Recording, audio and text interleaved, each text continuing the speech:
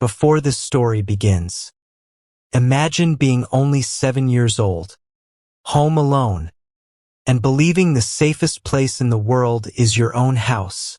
Now imagine hearing a phone ring on a quiet summer morning, walking toward it like nothing is wrong, and realizing someone else answered it first. No broken windows, no warning, no scream for help, just one sound, footsteps in the basement, and the realization that you are not alone. What happened next stayed with this person for life. A memory that turned a peaceful home into a house of shadows. Welcome back to Real Story Hub, where real people share the moments they can never forget. Stay close, because this is a story that proves the most terrifying things can happen in broad daylight. Now, let's move to the real story.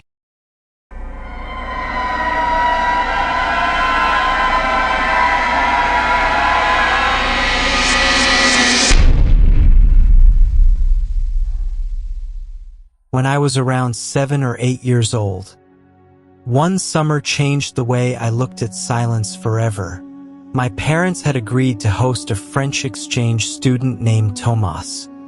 He was older than me, quiet, polite, and still adjusting to life in America.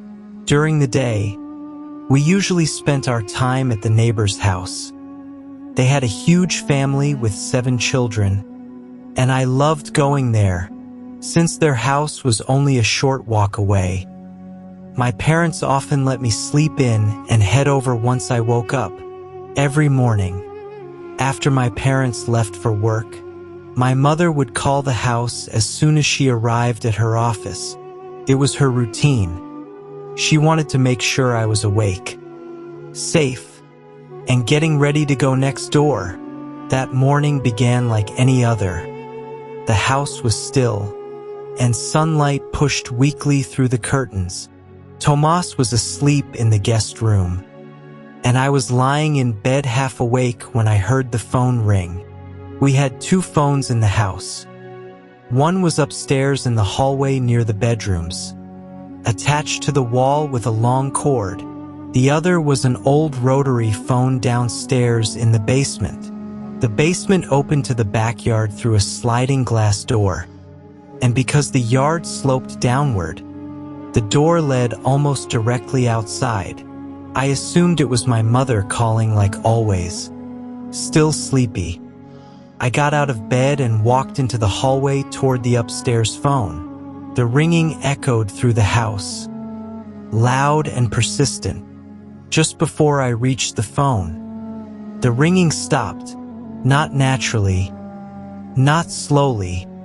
It cut off all at once, and in the exact same moment, I heard something downstairs.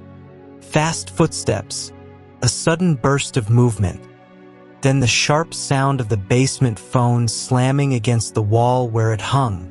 I froze. I lifted the upstairs receiver with shaking hands. No voice, no mother, only the cold, steady hum of a dial tone. Someone downstairs had answered the phone first. Someone who should not have been in that house. The realization hit me so hard I could barely breathe. There was a stranger in the basement. I dropped the receiver, ran into the kitchen, and grabbed the biggest knife I could lift.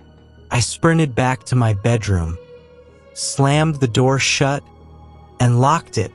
I backed into the corner, clutching the knife with both hands. My whole body shook violently, and tears streamed down my face.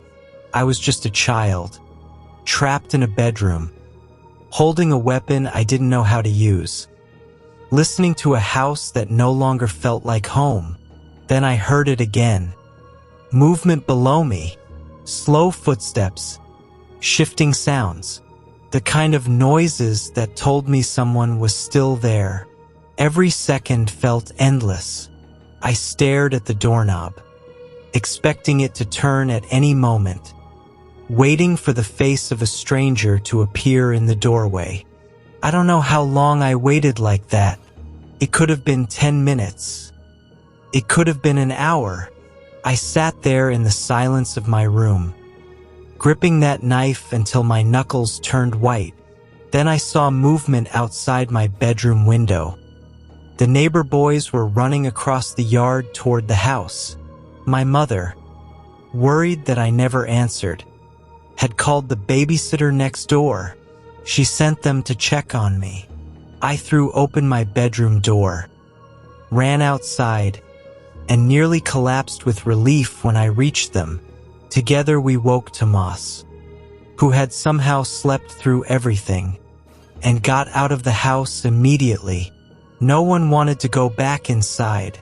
The police were called soon after, and the wait for them felt like an eternity. When they searched the basement, they found the rotary phone hanging off the hook, and the sliding glass door. It was wide open. Whoever had been there was gone.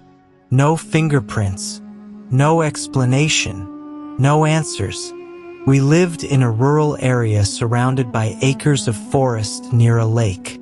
The house was isolated, hidden from the road, and far enough away that no one would hear you scream. My father insisted it was probably some teenager pulling a prank. But I was a child, and children know fear in its purest form. I knew what I had heard. I knew someone had answered my mother's call, and I knew that while I stood upstairs, half asleep and barefoot in the hallway, a stranger had been standing below me in the dark. To this day, I can't hear a phone ring in an empty house without my heart racing. It's a reminder that we are never as alone as we think we are. That was today's story on Real Story Hub. This is the kind of experience that stays with you for a lifetime. Now I want to hear from you. Have you ever been home alone and realized you weren't actually by yourself? What would you have done if you were in that child's shoes, holding that knife? Drop your thoughts in the comments below, and let's discuss these close calls. Don't forget to like and subscribe for more real stories every single day.